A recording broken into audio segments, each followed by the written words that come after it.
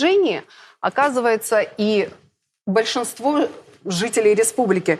Вот у меня, например, никогда не возникало... Я православная. У меня никогда не возникало вопроса, красить яйца на Пасху или резать 3 пирога на джурбу. Ну, не было у меня вот этого вопроса в голове. Я думаю, что у большинства обывателей то же самое. И мы просто жили и не разделяли друг друга на православных, традиционалистов, мусульман. Каждый потихонечку отправлял идти и другие свои религиозные потребности. Сейчас я запуталась, и я вас прошу помочь разобраться и мне, и всем остальным, объяснить на пальцах, как уложить в сознании вот этот вот возникший спор. И есть ли вообще причины для... Вы сидите, слушаете, но хотелось бы ваше мнение тоже. Я объясню, почему я сижу и слушаю. Дело в том, что здесь все собравшиеся осетины. А я единственный не осетин. У меня более почетная миссия, поскольку я основатель новой осетинской фамилии. Мои дети наполовину осетины, одна из внучек на 3/4 осетинка. Поэтому я думал, что вначале должны сказать те, кто от своих старших слышал, как оно было. А я археолог. Я знаю. Я не верю, я знаю. Что я знаю? Ну, прежде всего, как археолог, я знаю, что бывают сосуды целые и разбитые. Бывают очень сильно разбитые. Но они называются археологически целыми. Что это такое? Это когда от венчика остался кусочек, от туловища остался кусочек, от днища остался кусочек. Вроде бы сосуда нет. Но мы поэтому можем восстановить, какое оно было. К сожалению, история Осетии в силу известных всем обстоятельств представляет собой, то есть то, что удалось сохранить, археологически целое, но очень сильно разрушенное. В результате набегов, нашествий, в конечном итоге того катаклизма в виде нашествия Тимурленко, хромого Тимура. И если бы наследие было записано, оно бы не сохранилось. В свое время Аристотель и многие другие говорили, что возникновение письменности – беда, потому что записывают, чтобы забыть. Именно потому, что не было записано, передавалось из уст в уста, от старшего к младшим, передавалось не только словами, но и действиями. Сохранением вот этого вот того главного, что главное не жизнь, а честь.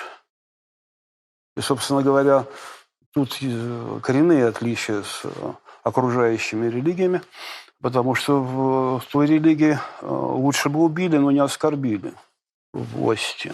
Потому что убили, он в том виде идет, не оскорбленный, туда, куда он идет. Оскорблять нельзя. Далее.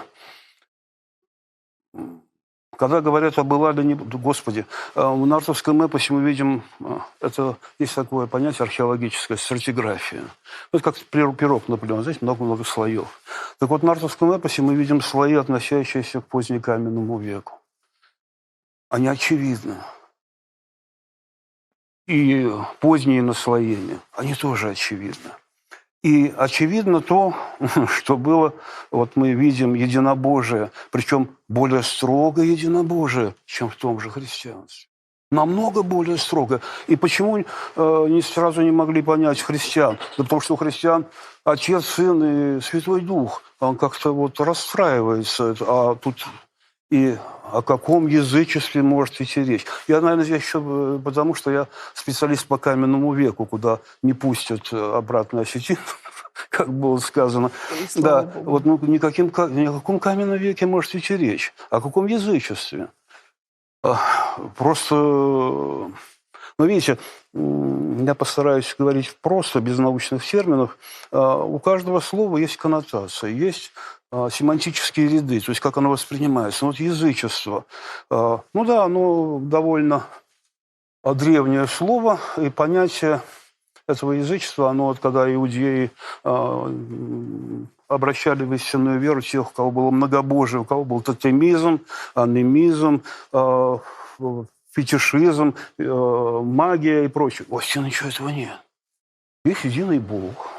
Есть святые. Ну, есть трактовки такие, что у вас же это посланник Божий, а у вас это Святой Дух. Ну, это уже такая попытка христианизации. Но есть то, что осталось от древней мировой религии. И поэтому осетины спокойно, принимая и то, и другое, остаются в рамках своей традиции. И мы все это наблюдаем. Мы в этом во всем участвуем. С другой стороны, есть апостольская церковь. У них есть апостольское служение. Ну, сейчас я мусульманскую сторону не буду. Мы знаем методы и прочее, как по соседним народам все это более-менее понятно. Давайте другой рассмотрим. По-моему, с мусульманской стороной сейчас конфликта пока не видно. Пока не видно, да. Вот. А тут есть апостольское служение, миссионерское служение. Я посмотрел церковные документы, когда вы меня пригласили, за последние несколько лет, что по этому поводу думает Святой Синод, патриарх Кирилл и прочее. Эта проблема там довольно сложная. Идут публикации, спорят как о миссионерстве, насколько это миссионерство должно быть агрессивным, а насколько оно не должно быть агрессивным. И тут возникает, не может не возникнуть, то, чему я учу студентов, потому что мне приходилось читать историю мировых религий, приходится рассказывать о становлении человеческой культуры. Слово, которое читателям, да боюсь, что и многим здесь присутствующим не знакомо. Прозелитизм. Прозелитизм. Что такое прозелитизм? Ну, вот видите. Это одна из особенностей любой мировой религии. Это необходимость и желание привлечь все окружающее в себя, вобрать. А прозелитизм бывает и другой формы. Осетинская древняя традиция тоже сохранила прозелитизм, но в другой форме. Никто насильно людей за осетинский стол и участие в религиозных обрядах не приглашает и не заставляет садиться. Все добровольно это делают. Поэтому, когда говорят, что кого-то не пустят в язычество, ну, конечно, не пустят, потому что никто туда не идет. Мало того, нет никаких оснований там находиться. В каменный век, где увидели, надо быть аккуратнее. Еще раз напомню, в осетинской традиции лучше убить, чем оскорбить. Ну, вот так как-то было и есть. Я не буду сейчас углубляться. Вы просили объяснить на пальцах, я объясню на пальцах. Да. Вот пальцы. Есть остатки древней мировой религии, которая вынуждена теперь оформляться. При советской власти не надо было оформляться, потому что все остальное тоже было загнано, и все существовало, как оно есть. Сейчас, поскольку с одной стороны есть активность, серьезная активность, мусульманская что-то, с другой стороны есть активность, нормально попытаться сохранить то, что передано и сохранено от предков. Обращу ваше внимание. Значит, каждая семья существует только потому, что каждый играет свою роль. Там не все дедушки, не все бабушки, не все внуки. Дедушка – это дедушка, бабушка – бабушка. И все разные. Но именно потому семья. Я позволю себе такое наблюдение высказать. Я 40 лет живу в Осетии. Дегорцы сильно отличаются от иронцев. Иронцы и дегорцы от кударцев. Но все они вместе порождают то, что устойчиво, поскольку они разные. Вот это три, можно разделить мельче, но вот три основные. Сейчас есть и другие направления религиозные. Но есть христианство в виде православной церкви, мусульманство и традиционной религии. Есть, то есть мы видим такую известную осетинам конструкцию на 3 ножках. И ни одну из этих, и она известна с древнейших времен. Не буду сейчас рассказывать истории про иранские столы там и прочее, сарматские. Это все известно. Не надо подпиливать ножки.